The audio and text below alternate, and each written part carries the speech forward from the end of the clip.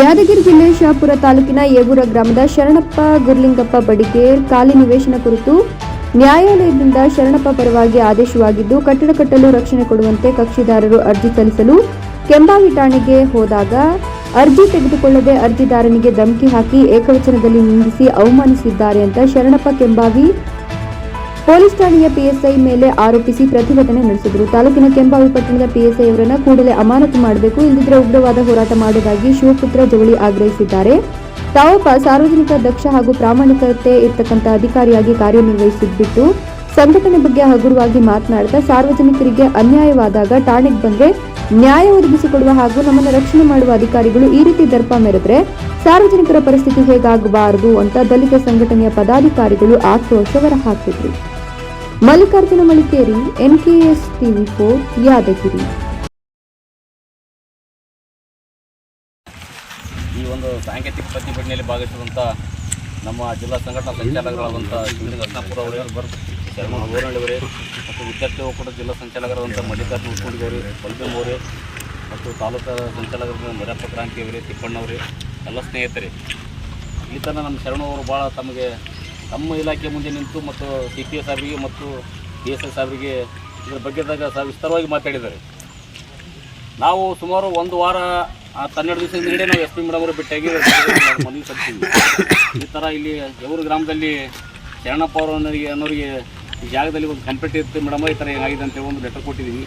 ಅವಾಗೆ ನಾವು ಮಾತಾಡಿದ್ರೆ ಇದು ಸರಿ ಹೋಗ್ತಿರ್ತೇವೆ. ನಾವು ಇಲ್ಲಿ ತನಕ ನಮ್ಗೆ ಯಾರೂ ಮಾತಾಡಿಲ್ಲ. ಇವತ್ತು ಬೆಳಗ್ಗಿನ PSI ಸಾಹೇಬ್ರು ನಮ್ಮ ಜೊತೆ ಮಾತಾಡಿದ್ರು.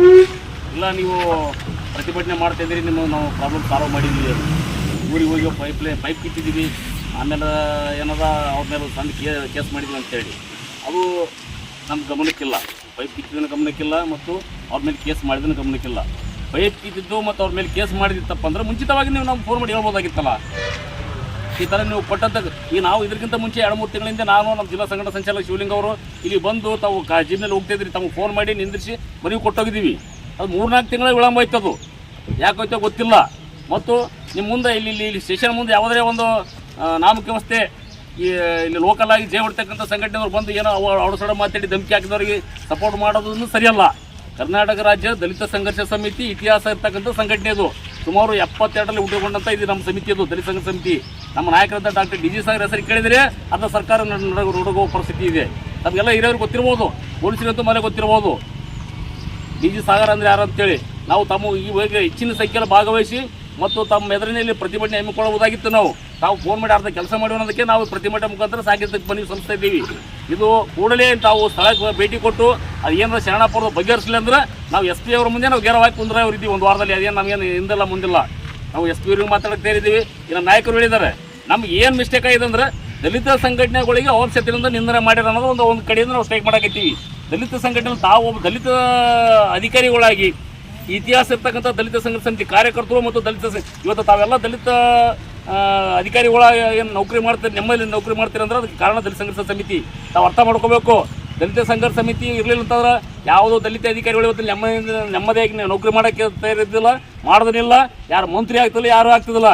ಬಾಬಾ ಸಾಹೇಬ್ ಅಂಬೇಡ್ಕರ್ ಅವರ ನೇತೃತ್ವದಲ್ಲಿ ನಡೀತಕ್ಕಂಥ ದಲಿತ ಸಂಘರ್ಷ ಸಮಿತಿ ಬಗ್ಗೆ ತಾವು ಅಗ್ರವಾಗಿ ಮಾತಾಡ್ತೀರಿ ಅಂದಾಗ ತಮ್ಮ ಬಗ್ಗೆ ನಾವು ಅಗ್ರವಾಗಿ ಮಾತಾಡ್ಬೋದು. ಬಟ್ ಆ ಥರ ನಮ್ಗೆ ಮಾತಾಡ್ಬೇಕನ್ನೋದು ಉದ್ದೇಶನೇ ನಮಗಿಲ್ಲ. ತಾವು ಅಧಿಕಾರಿಗಳಾಗಿ ತಾವು ಅರ್ಥ ಮಾಡ್ಕೊರಿ. ನಾವು ಪದೇ SC/ST ಮೀಟಿಂಗ್ದಲ್ಲಿ ನಾವು ಎದ್ದು ಮೇಡಮ್ ಅವರಿಗೆ DSP ಸಾಹೇಬ್ ಮೇಡಮ್ ಅವ್ರಿಗೆ ಹೇಳ್ತಾ ಇದ್ದೀವಿ. ನಿಮ್ಮ ಪರವಾಗಿ ನಾವು ಪೊಲೀಸರ ಪರವಾಗಿ ಯಾವಾಗ ಇದ್ದೀವಿ ಅಂತ ಹೇಳ್ತೀವಿ. ಮತ್ತು ದಲಿತ ಸಂಘರ್ಷ ಸಮಿತಿಗೆ ನೀವು ಯಾವ ಶಬ್ದದ ಮಾತಾಡ್ತೀರಿ ಅಂತಂದಾಗ ಇನ್ನು ಸಾಮಾನ್ಯ ಜನರಿಗೆ ಯಾವ ಥರ ಮಾತಾಡ್ತಿರ್ಬೋದು ನೀವು. ಈ ಬಂದಂಥ ತಮ್ಮಲ್ಲಿ ಯಾವುದೇ ಅಲ್ಲರಿ ಒಂದು ಕಾಪಿ ಕೊಡ್ತೀವಿ, ರಸೀಡ್ ಕೊಡೋಕೆ ತೇರಿಲ್ಲ ಅಂತ. ನೀವು ರಸೀಡ್ ಕೊಟ್ಟ ನಂತರ ಅದು ಏನಾರ ಮಾಡಿರಿ. ನಾವು ಮೊನ್ನೆ 27 ಮೀಟಿಂಗ್ದಾಗ ನಾವು SP ಮೇಡಮ್ ಅದನ್ನೇ ಮಾತಾಡಿವಿ, DSP ಅದೇ ಮಾತಾಡಿದ್ವಿ. ನೀವು ಏನೇ ಇರಲಿ ಮೊದಲು ನೀವು ಇತ್ಯರ್ಥ ಮಾಡಿದ ನಂತರ ಅದು ಕೊಟ್ಟಂಥ ಕಂಪ್ಲೇಂಟ್ ರಸೀಡ್ ಕೊಡ್ರಿ ಅಂತ ಹೇಳಿದ್ವಿ ನಾವು. ಮೇಡಮ್ ಅವರು ಅದು ಹೇಳಿದ್ದಾರೆ, ಯಾವುದೇ ಬರಲಿ ಯಾವುದೇ ಕಂಪ್ಲೇಂಟ್ ಕೊಡ್ರಿ, ಮೊದಲು ರಿಸೀಟ್ ಕೊಡ್ರಿ ಅಂತೇಳಿ. ನೀವು ರಿಸೀಟ್ ಕೊಟ್ಟ ಮ್ಯಾಕೆ ಅದು ಮಾಡಿರಿ. ಮತ್ತು ಅದರಲ್ಲಿ ನಾವು ಸ್ಪಷ್ಟ ತೋರಿಸಿದ ಉಲ್ಲೇಖನಾಗಿಲ್ಲ, ನ್ಯಾಯಾಲಯದ ಆದೇಶವನ್ನು ನೀವು ಉಲ್ಲಂಘನೆ ಮಾಡಿರಿ ಅಂತೇಳಿ. ನೀವು ನಮ್ಗೆ ರಿಯಾಕ್ಷನ್ ಮಾಡಬಹುದಾಗಿತ್ತಲ್ಲ. ನಾವು ಲೆಟರ್ ಕೊಟ್ಟ ಮೇಲೆ ನೀವು ಬೆಳಿಗ್ಗೆ SP ಮೇಡಮ್ ಅವರು ಮಾತಾಡಿದ್ರು ನಿನ್ನೆ ಬೆಳಗ್ಗೆ. ಇಲ್ಲ ನೀವು ಲೆಟರ್ ಕೊಟ್ಟಿದ್ರೆ ಲೆಟರ್ ನಾವು ಫಾರ್ವರ್ಡ್ ಮಾಡಿದ್ದೀವಿ DSP ಮುಖಾಂತರ ಅಂತೇಳಿ. ತಾವು ಮಾಹಿತಿ ಇರ್ಬೋದು, ಇಲ್ಲ ಇಂಟೆಲಿಜೆನ್ಸ್ ರಿಪೋರ್ಟರ್ ಮಾಹಿತಿ ಇರ್ಬೋದು. ದಲಿತ ಸಂಘರ್ಷ ಸಮಿತಿಯವರು ಈ ಥರ ಕೆಂಬಾವಿ ಸ್ಟೇಷನ್ ಎದುರು ಪ್ರತಿಭಟನೆ ಮಾಡ್ತಾರೆ ಅಂತೇಳಿ. ನೀವು ಇಲ್ಲಿ ತನಕ ಯಾಕೆ ಸುಮ್ಮನೆ ಕೂತಿದ್ರಿ? ನಮ್ಮನ್ನು ಕರೆದು ಮಾತಾಡ್ಬೋದಾಗಿತ್ತಲ್ಲ. ನಮ್ಮನ್ನಾಗಲಿ ಶರಣಪ್ಪ ಅವ್ರಿಗಾಗಲಿ ನಮ್ಮ ದಲಿತ ಸಂಘರ್ಷ ಶಿವಲಿಂಗರಲ್ಲಿ ತಾವು ಕರೆದು ಮಾತಾಡ್ಬೋದಾಗಿತ್ತಲ್ಲ. ಮಾತಾಡಿ ಇರ್ತಂತ ಪಾಲಿಸಿ ನಮ್ಮ ನ್ಯಾಯ ಕೊಡಿಸ್ಬೋದಾಗಿತ್ತಲ್ಲ. ಅದು ತಾವು ವಿಳಂಬೋದು. ಇವ್ರು ಏನು ಮಾಡ್ತಾರೋ ಅಂತ ಗೊತ್ತಿಲ್ಲೋ. ದಯವಿಟ್ಟು ಕೂಡಲೇ ಸರ್ಕಾರ ಸಾಹೇಬರು ಬಂದಿದ್ರಿ, ತಮ್ಮ ಮುಖಾಂತರ ಮನವಿ ಸಲ್ಲಿಸ್ತಾ ಇದ್ದೀವಿ. ಕೂಡಲೇ ಒಂದು 4 ದಿನದಲ್ಲಿ ಸಮಸ್ಯೆ ಬಗೆಹರಿದ ಹೋದರೆ ನಾವು IG ಮುಂದೆ ಸ್ಟ್ರೈಕ್ ಹಾಕತ್ತೀವಿ, SP ಮುಂದೆ ಓಪನ್ ಆಗಿ ಹೇಳ್ತಾ ಇದೀವಿ. SP ಮುಂದೆ ನಾವೊಂದು ನಿರಂತರವಾಗಿ ಧರಣಿ ಹೆಮ್ಕೊಳ್ತೀವಿ. ಅದಕ್ಕೆ ಹಿಂದೇಟು ಹಾಕೋದಿಲ್ಲ. ಇದೇನಾಗ್ತದೆ ನಮ್ಮ ಸಾಹೇಬ್ರಿಗಿನ ಗಮನಕ್ಕಿದೆ. ನಮ್ಮ ನಾಯಕರಂತ ಡಾಕ್ಟರ್ EG ಸಾಗರ್ ಸರ್ ಗಮನಕ್ಕಿದ್ದಾರೆ. ಅವ್ರು ಹೇಳಿದ್ದಾರೆ ನೀವು ಪ್ರತಿಭಟನೆ ಮಾಡಿರಿ, ನಾನು IG ಅವರಿಗೆ ಇಲ್ಲಾಂದ್ರೆ ಹೋಮ್ ಸೆಕ್ರೆಟರಿ ಅವ್ರಿಗೆ ಮಾತಾಡ್ತೀವಿ ಅಂತ ಹೇಳಿದ್ದಾರೆ.